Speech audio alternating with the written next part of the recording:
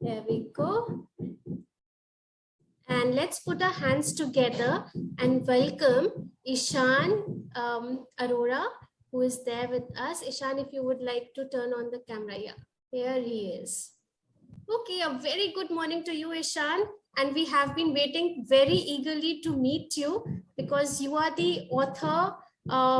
We were looking forward to meet today. Some of us are already dressed up as authors because that's what we are going to go into after we have the talk with you. So we are going to share which author we like the most, and we'll share more about it later. Over to you, Ishaan. So hi everyone, I am Ishaan. It's really a pleasure talking to you. My name is Ishaan Arora, and I am just one of you. I'm one of you kids, and I'm really humbled that you all have called me to interact with you all, and it's really exciting, to talk to you and inspire you about the joys of writing. I am a 17-year-old author of 3 novels. I started my literary journey 10 years ago when I was 7. When my first poem, titled My Dream, was first published in my school magazine, the LVIS Fountainhead, and then in an online e-journal website called bolokids.com. While the poem My Dreams is no longer available on the aforementioned website because the website is now defunct, my real dream, to etch on the canvas of the universe a beautiful picture with my words, that dream has only grown. Now, this is my poem. Someday I will be the first one to land on Uranus and to discover life on the planet. In my childlike, ignorance, I had no idea that it is impossible to land on Uranus, that it is in fact a gas planet. But is that stopping a 7-year-old from just writing a poem and expressing his views in the world? No, it's not. Someday I will discover the depths of time in a time machine. I will hoist an Indian flag in the red soil of Mars. I would see the whole universe in a spaceship, and I would see the sunken ship Titanic. It goes on and on like this. And it's not, as you can see, it's not a masterpiece. It's not my best work, but it's something that I felt, and I'm really proud of it. And I really want this to be published somewhere. And at that age, the only place where I thought my book can be published was my school magazine. It was called the LVIS Fountainhead. And from there, my journey just took off. I participated in inter-school creative writing competition, and in that while, I just became who I am today. This is my first novel. After the publication of my poem, my mother also published her first novel. It was a feel-good book called Soul Tweets. So inspired by my mom and my parents, really, I dived into the manuscript of my debut novel. It's a children's fantasy titled The Mysterious Swordsman. And in my childlike desire to make my novel truly my own, I even designed the front cover myself. So while it's only a simple children's story about a knight who frees the mythical kingdom of Atlantis from dictatorship, its publication has inspired me, to explore this talent. And it has served to me as a reminder of what wonders us young people are capable of creating. And after my book was published, the media caught on to it, and I was invited by the President of India, Mr. Pranab Mukherjee. Rest in peace. He was a really great person. And I am eternally grateful for this emphasis on eternal, and I still consider it my best achievement till date. More accomplishments then followed. I was invited by legendary cricketer Mr. Sachin Tendulkar, and this man, obviously, he needs no introduction. I received a letter from Prime Minister of India, Mr. Modi, and I was invited by the author of Q&A, the book that was adapted into Slumdog Millionaire, Mr. Vikas Guru. He's an Oscar-winning author, and he's former Indian High Commissioner to Canada or something. He's a very talented person. And the story of how I met him was very curious. I read his book, Q&A, which was adapted into Slumdog Millionaire. And it was such a masterpiece. It struck out to me so much. I hunted his email ID down on the internet. And in my childlike innocence, I mailed him from my account and I said, "Hello, uncle. I really liked your book. I've also written a book." So he was like, "Why don't you come over to my office for a little chat?" And so this Oscar-winning author, he was my pen pal. And I'm really happy because we didn't just talk about writing books. We talked about cars. We talked about which car is the fastest in the world. He was a really, really good host. I was then invited as a speaker at various fora at the Ukraine Translation Industry Conference. It was in Ukraine, yes. Then Tribune Modern School Chandigarh, Bhavan Vidyalaya Chandigarh. These two happened in the same road trip, by the way. We went from Delhi to Chandigarh via Grand Trunk Road. And it's one of the best trips I've ever taken. And Speak India Forum Delhi, and now Shiv Nadar School Noida. I truly believe that my writing journey, sharing it with people from all walks of life, kids like you, even adults, I think it has given me exposure beyond my years. It has made me a more confident person. I used to sit in the back of the class and, just staring around.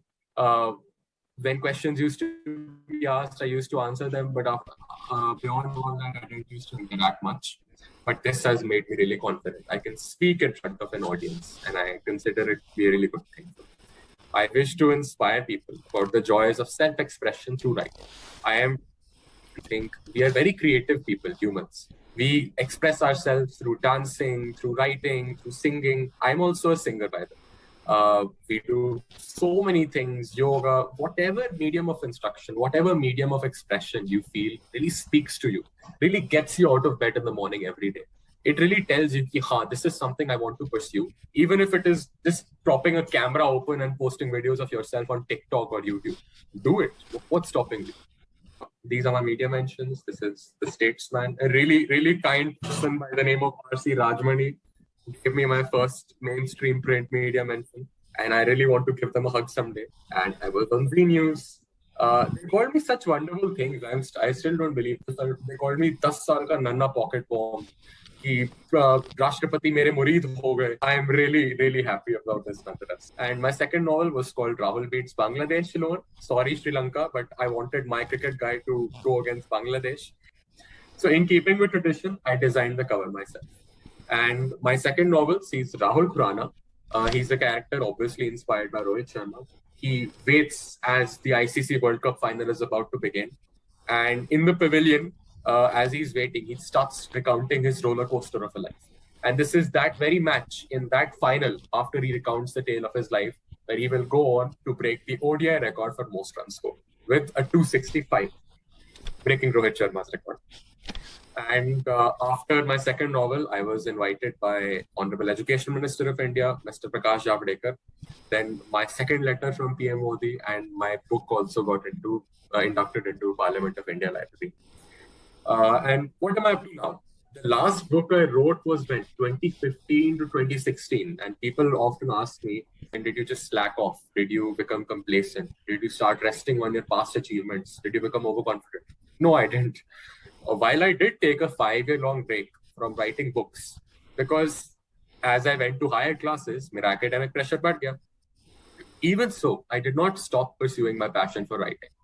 I wrote articles instead of books, and for several different news platforms. And over the course of this time, I just wanted to find a way to grow as a writer, as an artist. And just like that, I had taken my first foray from fiction into non-fiction. Truth be told, I had begun to feel stifled, claustrophobic, writing fiction all the time. So I welcomed this change.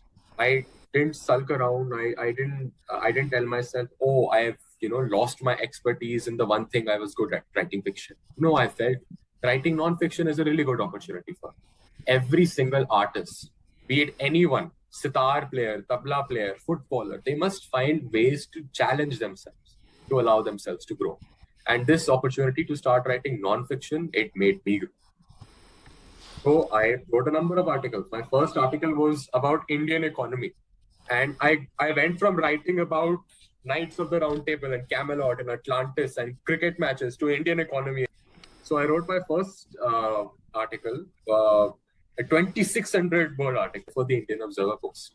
And this article, I was always interested about the subject of economics, but I felt, okay, this is something I should apply myself to. If I'm good at it, if I really am interested in it, why not, combine it with another passion of mine, writing? And this really made me passionate about economics as a whole. And now I'm so in love with the subject that I want to study it in college. This I also wrote 3 separate 1500 word articles on a company's blog as part of my school's internship. And last year in October, November, I and my entire family, both my parents, we tested positive for COVID-19. I was hospitalized for, I think, like 10 days. That's a story for another day, but we all came back thanks to God's grace, and we recovered. And I saw this opportunity. I saw this ad in Times of India, and they were inviting authors, people from all over India, from all walks of life, to share their COVID stories. And not thinking much of it, I just wrote a 900 to 1,000 word article about my COVID story, and I mailed it to them, and they published it. Then this year, COVID-19 made me undergo a huge personality shift. So this year I thought, okay, I have been a COVID-19 patient. I know what it feels, to have gone through the disease. So this year I wanted to help other COVID patients. I designed home isolation kits for 10,000 rural households. And included in these kits were little home isolation pamphlets, which I designed myself. And I put my writing skills and my experience as a COVID-19 survivor to use here. So even though I'm not writing articles here, it's still a pamphlet that required writing skills, communication skills. And while I wasn't writing books still, for 4 or 5 years, I had stopped writing books. I still felt that, okay, I need to find some ways. I need to find some outlet for myself as a writer. And even these pamphlets helped with me, even though they were written in Hindi, not English. They really helped me unleash my creativity for a good cause. And I think this is what artists should be responsible for. If you're a true artist, you would speak about social issues, or you would act on social issues. No matter what your artistry is, if you're a writer, if you're a singer, if you're a dancer, you would like to impact change in society.